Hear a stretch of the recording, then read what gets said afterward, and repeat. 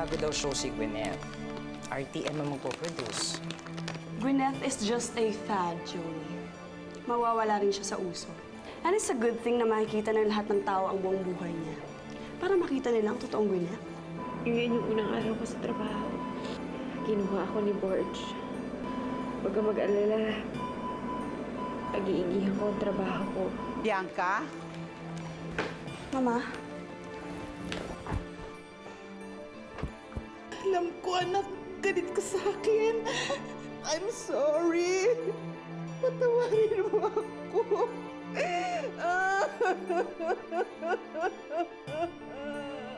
It's all you. Okay, okay. Just be natural. Just be yourself. This is your show. Okay. Okay? Hello everyone, welcome to my show. And ngayon, iikot ko kayo sa aking bahay. So, come join me. Oh, Ma! Bakit kaya nasuot mo? Hello, ano ka ba, Gwyneth? Pambahay lang ito. Ang bahay. Ay, good morning! Ay, Mami, nagro-roll na po tayo. Ay, sorry ha? Sorry. Nang wala ka, 5 taon na wala ka. Kakayanin namin ang susunod na mga taon kahit wala ka na.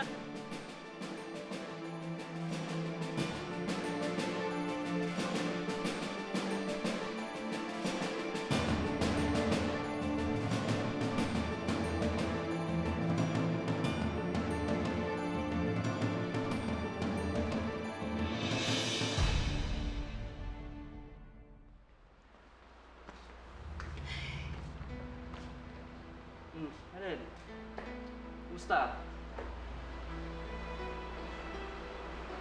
Oh, may problema ka ba?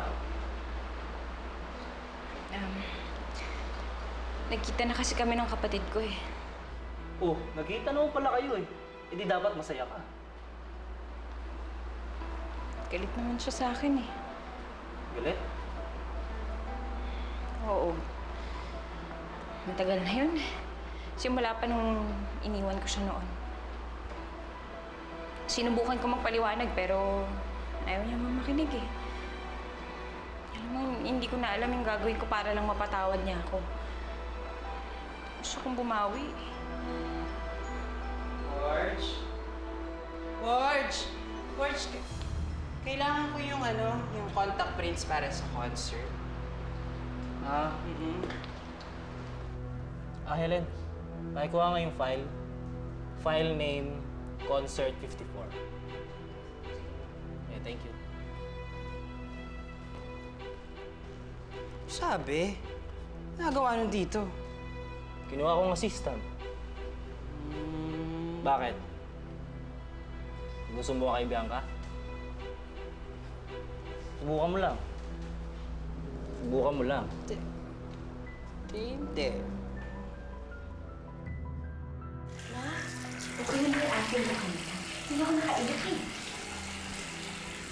Naririnig ka namin, Gwyneth. Ay, i-edit mo! Edit out mo na lang yun na lahat! Copy.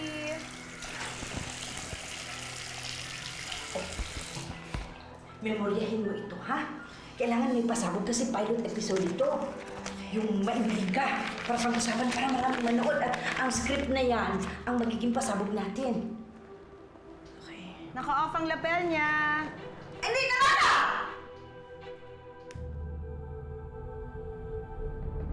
Ito naman oh, sige na, palis na nga ako. Ito naman oh, na-miss mo lang ako eh. Oo, sige.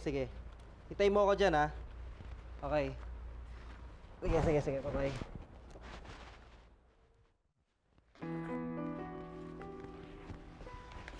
Helen.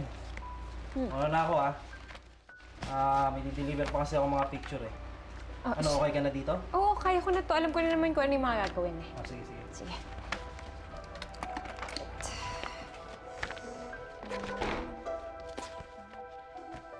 Since this is the first day of my show, isa lang naman ang wish ko sa inyo is matulungan niyo akong hanapin ang anak ko.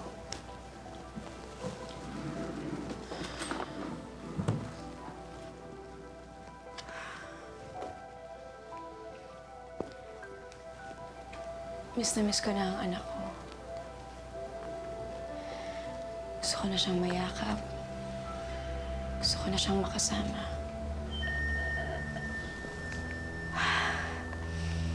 Kaya ngayon, may ipapakita ko sa inyong litrato.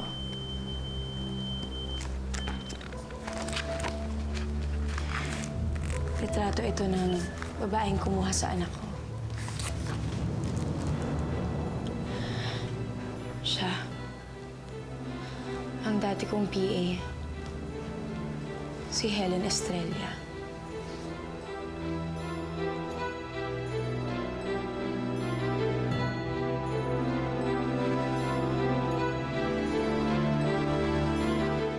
Well, that's it for first day.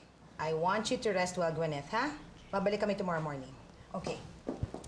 Salamat, El, ha? Salamat po, Mami.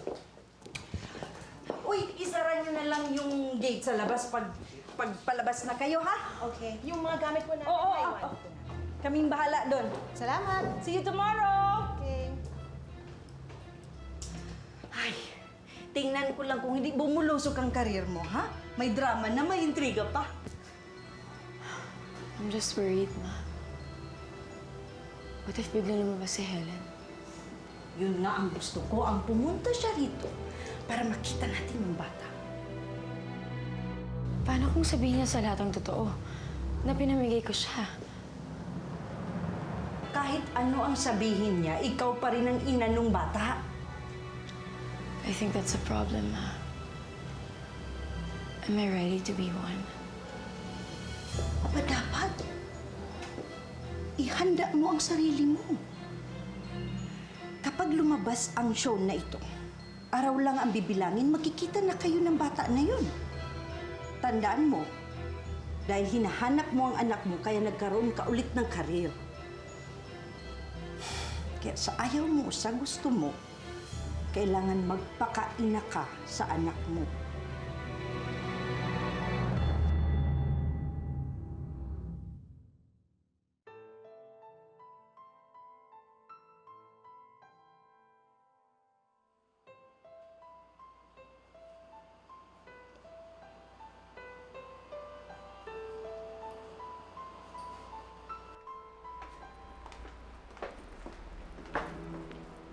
Ma, siya si Helen, ang kirida ni Dave. You look familiar. Ikaw yung pumunta sa ospital para dalawin ang anak ko? Natatandaan kita. Tumalaw ka? Di ba sinabihan na kita?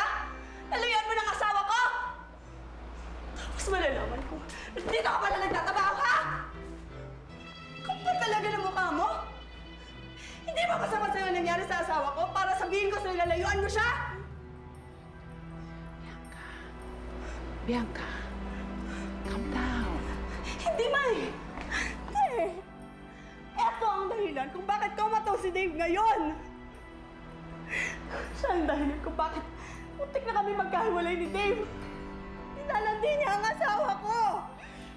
Hindi na nga umuwi ang asawa ko sa amin dahil nasa kanya! Mama, I'm the wife! Paano ako nababaliwala? Ako ang nawawala sa picture!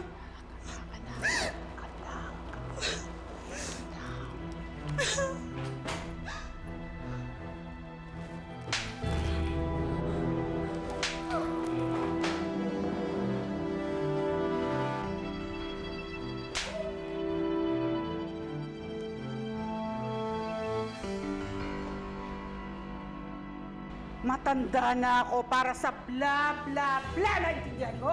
Next time na makita ko pa ang pagmumukha mo, sisiguraduhin ko na hindi ka nasisikatan pa ng araw. Naintindihan mo? Bruha!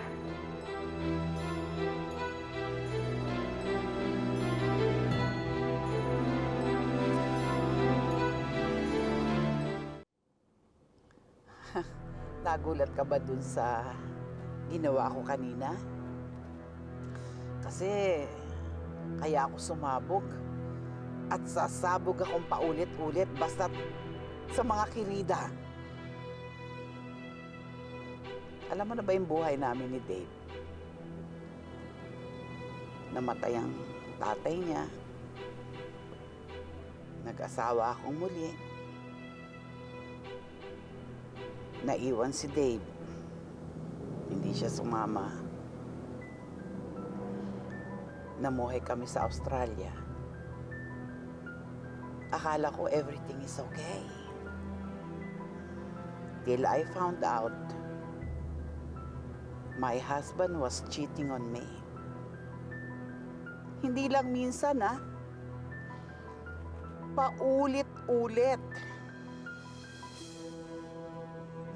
Paulit-ulit akong ipinagpalit sa kanyang mga kabet.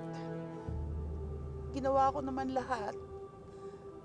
Ang nalalaman ko para maging isang mabuting asawa. Pero, baliwala lahat yun. When you called me after that accident, sinabi ko sa sarili ko, this time, babawi ako para sa aking anak.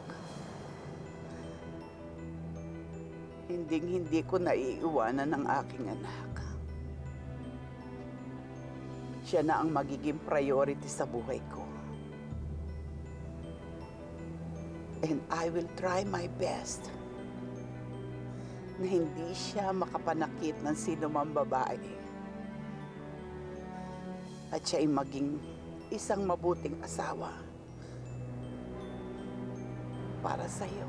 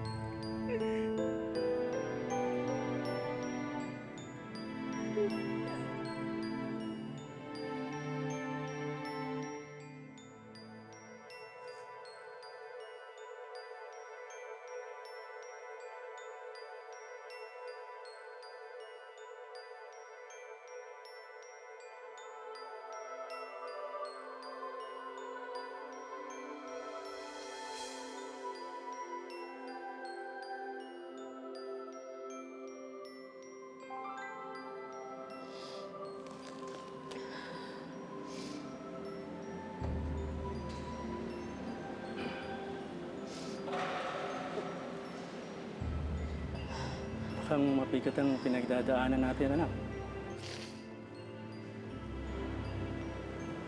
Naguguluhan na po ako. Hindi ko na po alam kung saan ako pupunta.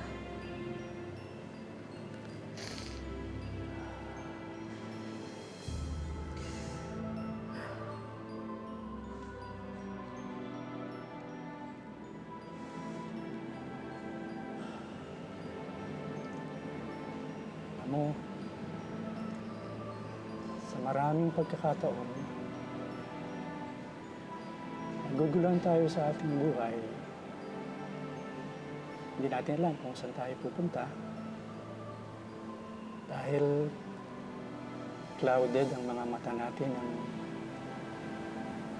mga bagay sa mundo. Marami tayong dalahin. Hindi naman mahalaga. Kailangan lamang ibaba natin ito at isuko sa Diyos.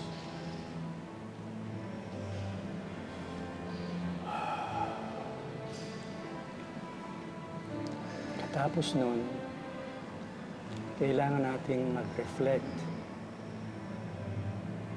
Alam mo, minsan, hindi natin namamalaya na dahil nga clouded ang ating paningin, meron pala tayong mga nasasaktan. At ito ang humihila sa atin, kaya hindi tayo makamove on. Kaya hindi natin alam kung saan tayo pupunta.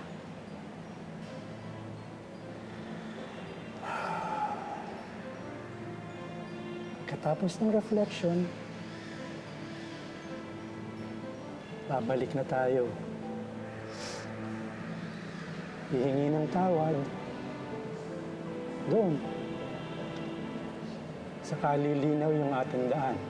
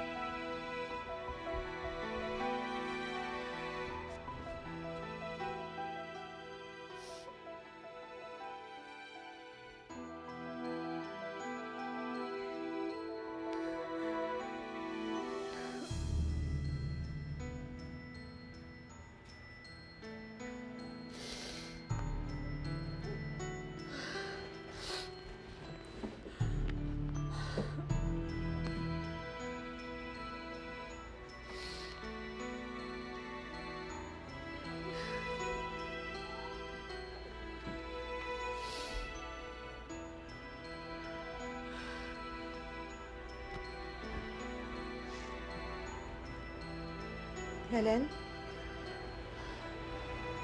Kanina pa kami nag-aalala sa'yo. Saan ka ba nanggaling? Kasama niya yung nanay ni Dave.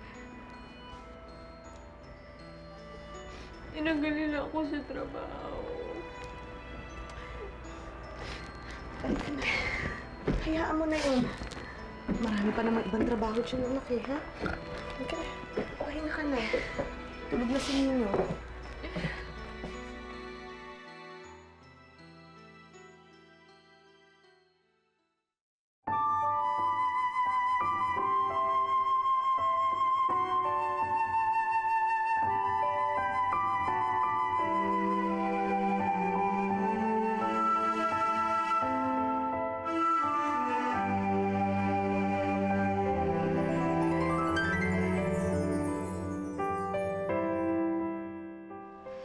Madami akong pagkakamaling kailangan ituwid. Ang relasyon ko sa pamilya ko at ang pagtatago ko sa totoong pagkatao mo. Ayokong dumating ang araw pag nalaman mong hindi mo ako tunay na ina. Tanungin mo ako, mahal mo ba talaga ako? Isa lang ang isasagot ko sa'yo, anak. Nagawa ko lahat ng iyon dahil mahal na mahal na mahal kita. Kaya sorry. Sorry. Sorry.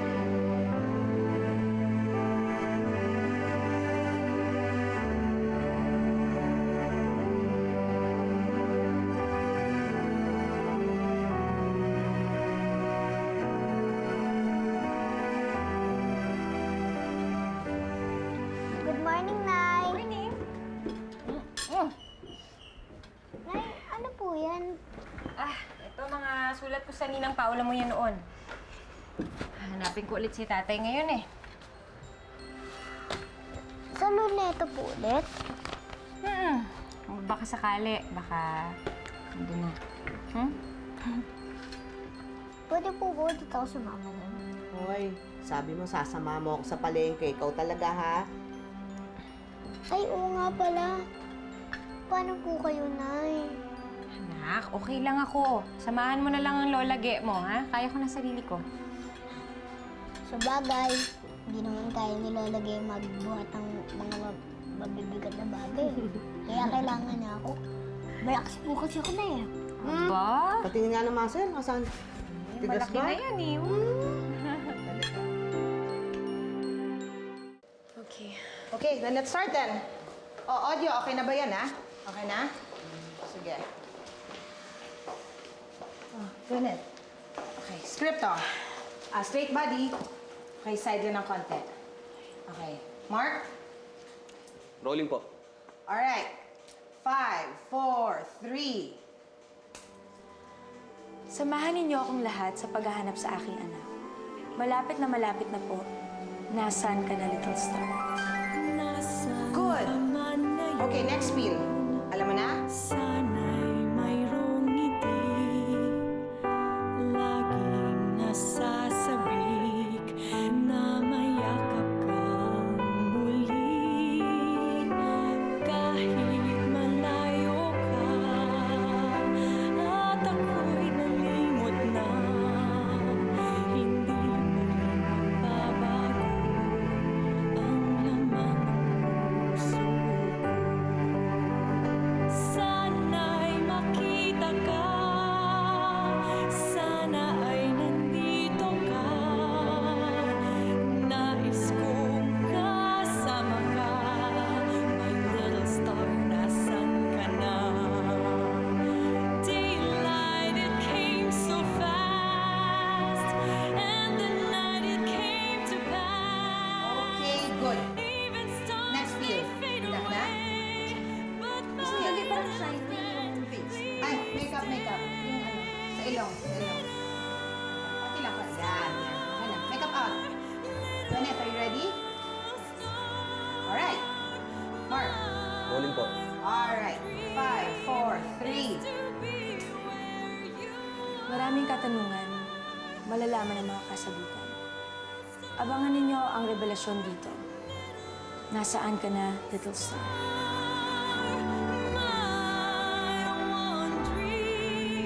Okay lang, Borge. Naiintindihan naman kita eh. Tsaka, may karapatan naman si Bianca ang paalisin ako doon kung gusto niya. Basta, kung may maitutulong ako sa'yo, sabihin mo lang sa akin. Sige.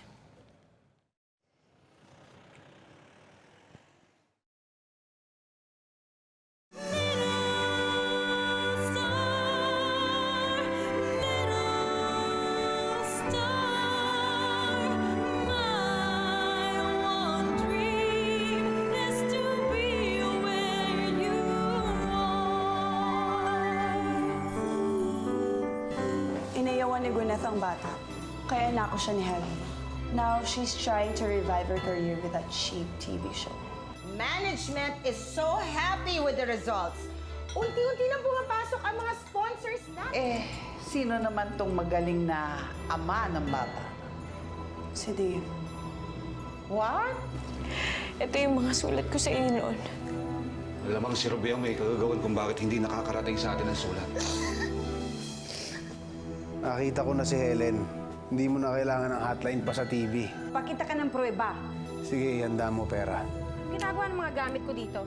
Ano ginagawa ng babae yan dito? Hola!